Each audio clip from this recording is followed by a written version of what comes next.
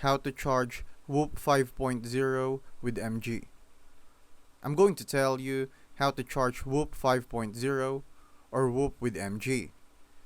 Charging the Whoop 5.0 or the Whoop with the new MG battery is kind of different from regular fitness trackers because you don't actually take it off your wrist.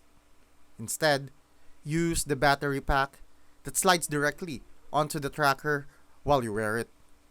Start by making sure that the battery pack itself is charged using the provided USB-C cable. You'll know it's full when the light on the pack turns green. Then, with the Whoop still on your wrist, slide the battery onto the top until it clicks into place. You should see the light on the tracker pulse to show it's charging.